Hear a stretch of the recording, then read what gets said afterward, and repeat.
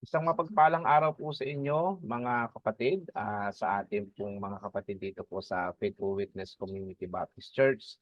Muli ito po ang inyong pastor ay magbabahagi po ng salita ng Panginoon sa araw na ito. Ano po? So ang ating pong paksa na pag-uusapan ay isang paksa na marahil ay hindi natin pinapansin pero itong paksang ito ay kadalasan ho. If we are not aware of this, kinahihina po ito ng ating pananampalataya. Okay, ano ba yung paksa o issue na pag-uusapan natin at titingnan po natin kung ano ang patnubay ng banal na kasulatan patungkol po sa bagay na ito.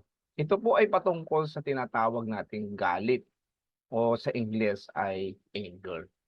Alam niyo po, ang galit ay isang emosyon na maaring magkaroon ng malubhang epekto sa buhay natin, sa ating tahanan, o sa ating pakikipagkaibigan at maging sa ating paglakad kasama ang Diyos. Ayon sa Biblia, ang galit sa sarili ay hindi mali kapag ito ay nakadirekta sa kasalanan. Bakit? Kasi kahit po ang ating Diyos ay nagalit sa kasalanan. Yan po ay makikita natin sa Josue chapter 7 verse 1. Sabi po ng Bible ay ganito, ngunit ang mga anak ni Israel ay nakagawa ng pagsalangsang na itinalagang bagay sapagkat si Achan o si Akan na anak ni Carmi, na anak ni Sabdi, na anak ni Sera, sa lipi ni Huda, ay kumuha ng itinalagang bagay at ang galit ng Panginoon ay nagningas laban sa mga anak ni Israel. So makikita po ninyo dito na ang Diyos ay nagagalit din sa pagkakasalang ginawa at yung binanggit dito ay yung pagkakasalang ginawa ni Achan na nadamay po ang buong Israel. Okay?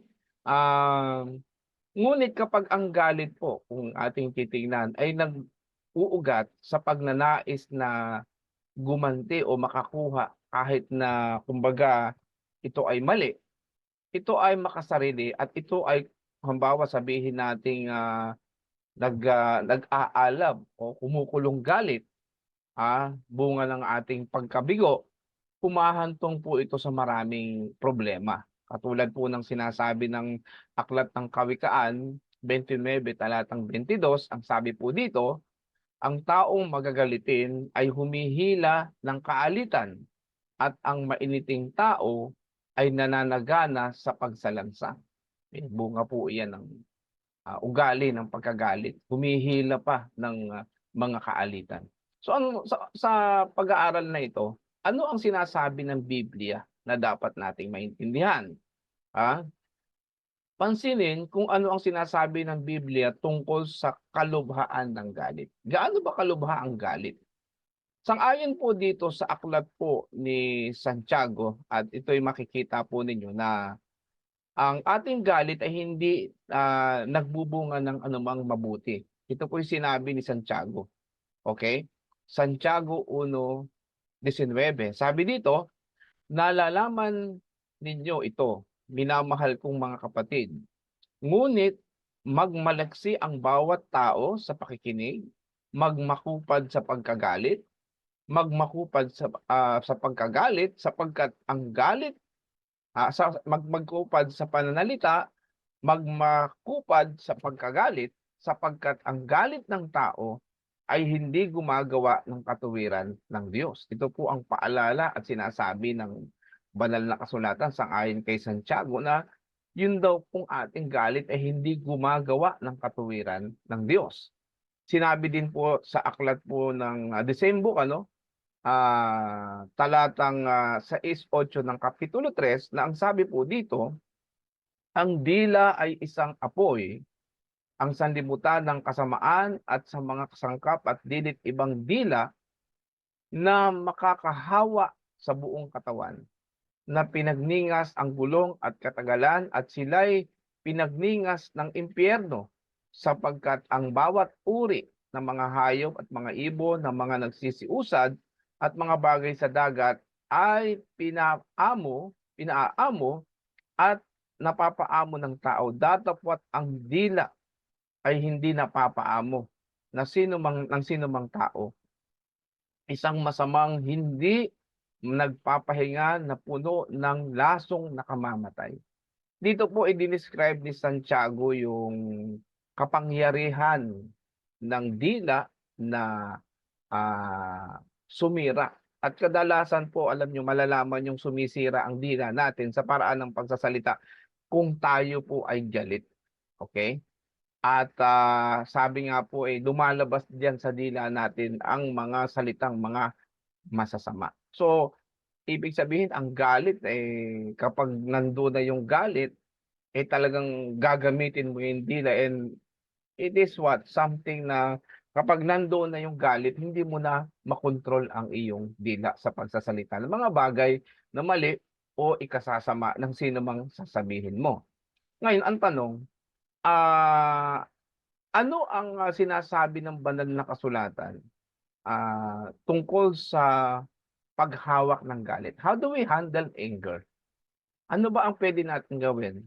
May magandang tagubilin po sa atin ng banal na kasulatan. Unang-una, ah, huwag po tayong magkasala. Lutasin agad ang issue sa galit. Ito po ay mababasa ninyo sa aklat po ng Efeso 4:26 na ganito po ang sinasabi, kayo'y mga galit at huwag kayong magkasala. Huwag lumubog ang araw sa inyong galit. Ang ibig po sabihin nito, pwede naman tayong magalit at sinasabi ng Bible, pero yung galit na nauuwi sa pagkakasala, yun po ay hindi tama. Maaring nagdadala ng pagmumura, panglalait ng kapwa, pangmamaliit ng kapwa, at yun po ay hindi kinalulugdan ng Diyos. Magkakasala po tayo doon. At ang sabi dito, huwag lumugan ang araw. Ano pong tinuturo sa atin yan? Hangga't maaari, okay, at sinasabi ng gabay ng banal na kasulatan, i-settle natin as soon as possible. At ang time frame nga natin, dapat hindi na yan aabutin bukas. Kaya po tayo kung may mga nakaaway tayo, dapat manalangin tayo sa Panginoon, humakbang tayong ayusin po yung mga bagay na ito. Ano pa po?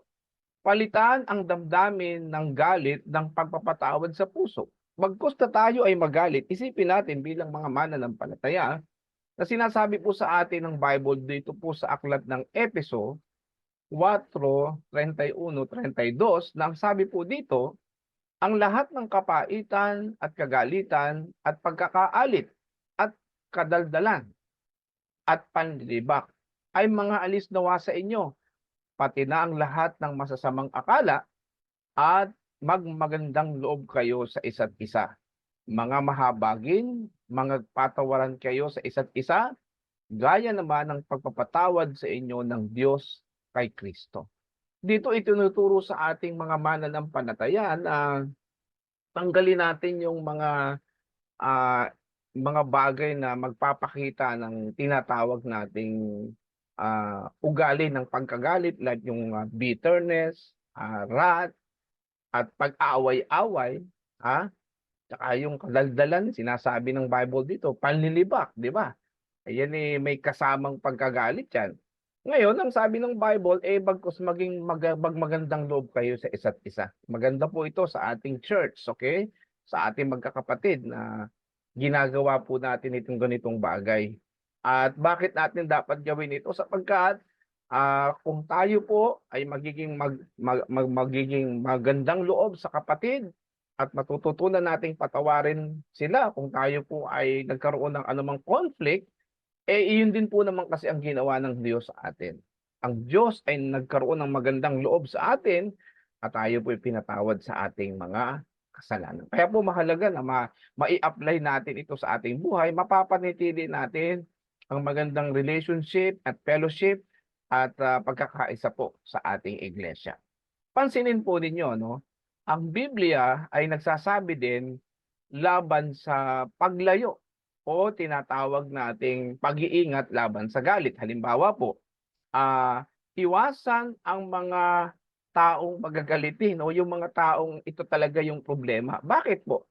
Sapagkat ang sabi po ng Kawikaan 22:24, huwag kang makipagkaibigan sa taong magagalitin, sa taong mainiting tao na huwag kang sasama. Baka matuto ka ng kanyang mga lakad at magtamo ng silo sa iyong kaluluwa. So ito po pinalalayo tayo ng Diyos sa mga taong magagalitin kasi itong mga ganitong tao hahawahan tayo nito. Minsan niya may mga ganitong tao na galit sila sa taong ito, hindi ka namang galit pero pag nakausap mo siya, ikaw pati nadadamay, galit ka na rin. Bakit? Nakakahawa sila. Okay? At siguro, if you have a certain level of ministry, pwede mo siyang i-correct. Pero pag ayaw niyang magpa-correct sa'yo at ituro ang sinasabi ng Bible, mabuting layuan mo na lang siya. Huwag mo siyang sasamahan. Okay? Kaya, kumbaga, maghahanap pa ng kadamay po iyan, mga kapatid. At sinasabi din, dito po sa Aklat ng Kawikaan, ha, alam niyo ba na isang katalinuhan na huwag pansinin ang